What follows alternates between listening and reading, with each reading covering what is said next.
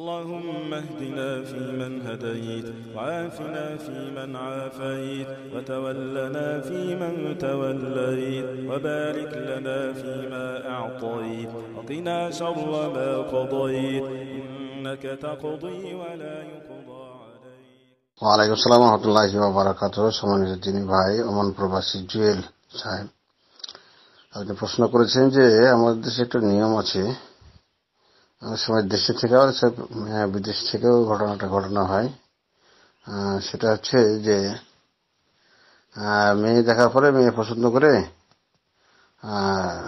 বিয়ের কথা ঠিকঠাক করে আংটি পরায় দেওয়া হয়। এটা এঙ্গেজমেন্ট হলো আর কি।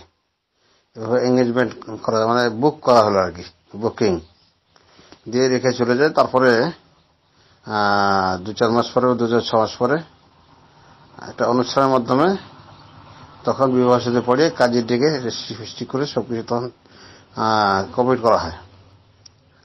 তা এটা শরীয়ত সম্মত কিনা? তা ভাই, আপনাকে প্রশ্ন করার জন্য ধন্যবাদ। আর আপনার প্রশ্নের উত্তরে আমরা বলবো বিল্লাহি তৌফিক। আলহামদুলিল্লাহ, ওয়াসসালাতু ওয়াসসালামু আলা রাসূলিল্লাহ ওয়া আলা আলিহি ওয়া আসহাবিহি আজমাইন, ওয়া মান তাবিআহুম বিইহসান ইলা ইয়াউমিদ্দিন, ওয়া বা'দু। এটা আসলে বিবাহ নয়, আর বিবাহ নেই, তবে বিবাহের জন্য কথাবার্তা রেডি করা আর কি। কথাবার্তা রেডি করতেই পারে, কথাবার্তা পাকাপোক্ত করতেই পারে, এবং সময় নির্ধারণ করে তো বিবাহটা হয়ে থাকে। তার কারণে একটা প্রত্যেকের একটা থাকে আর কি, মানে ওখানে কিছু দাবি দেওয়া থাকে, কিছু চিন্তা ভাবনা থাকে। তা যাই হোক, এভাবে তারা একটা এঙ্গেজমেন্ট এভাবে করে। কিন্তু তার থেকে ভালো ছিল যে সাদামাটা হবে। আমাদের এলাকায় যে প্রচলন আছে, এই প্রচলনটা অনেকটা ভালো মনে হয় আমার কাছে। সেটা হলো কি, এই যে সংক্ষিপ্ত হয় বিয়েটা, মানে বিনা অনুষ্ঠানে বিয়েটা পড়িয়ে নেওয়া হয়। মানে কাজী লিখেও ফেলে, আর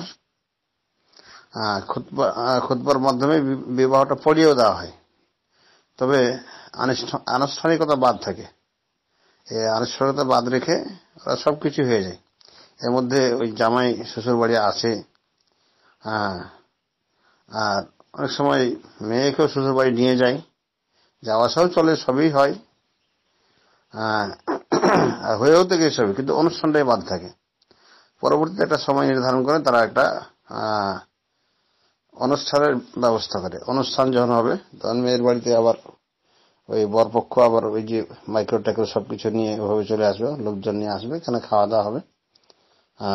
অনুষ্ঠানের ভিতরে ঠিক বিয়ের সময় যেভাবে বরযাত্রী আছে ওইভাবে ওরা সাজিয়ে বাজে সবকিছু চলে আসবে আর কি। চলে আসার পরে এখানে আনুষ্ঠানিকতা সেরে নেওয়া হয়। এখানে বরের পক্ষতে অনেক লোকই আসে এবং পাত্রীপক্ষেরও অনেক লোক থাকে।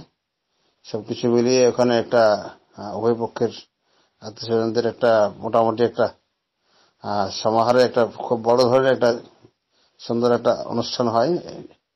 এরকম ধরনের একটা অনুষ্ঠান করে, আবার অনেকে করে না, সংক্ষিপ্তভাবে বিয়ের কাজটা সারে ফেলল। তা বিবাহের নিয়মের ভিতরে হচ্ছে যে বিবাহ আসলে ওয়ালি শাহেদ লা নিকাহা ইল্লা বিওয়ালি ওয়া শাহিদে আদল। রাসূলুল্লাহ সাল্লাল্লাহু আলাইহি ওয়াসাল্লামের এই কথা অনুসারে বিবাহ একজন ওয়ালি পড়িয়ে দেবেন, অভিভাবক মানে পিতা পড়িয়ে দেবেন। আর এই বিবাহ পড়ানোর পূর্বে অবশ্য খুতবাতুল হাজা এবং কোরআন কারীমের 3টি আয়াত যেগুলো রাসূলুল্লাহ সাল্লাল্লাহু আলাইহি ওয়াসাল্লাম পড়তেন, ওগুলো পড়িয়ে তারপরে ইজাব কবুল হয়ে যাবে। লোকজন থাকবে, সাক্ষী হিসাবে শুনবে। নিম্নে 2জন ন্যায়পরায়ণ মুমিন ব্যক্তি সাক্ষী হওয়া দরকার। তা এভাবে এটা হবে, তাই হয়ে থাকে আর কি। এভাবে এটাই নিয়ম হওয়া দরকার ছিল, আর ওইভাবে এটা করা যাবে আর কি। তো সমস্যা মানে সময়টা লেন্দি হওয়ার কারণে এটা সমস্যা হতে পারে, আল্লাহ রহম করুন। এভাবে সময় লেন্দি করাটা ইসলামী শরীয়ত খুব একটা পছন্দ করে না। তো যাই হোক, তারপরে জায়েজ আছে যদি কোনো অপকর্ম বা কোনো অঘটন না ঘটে।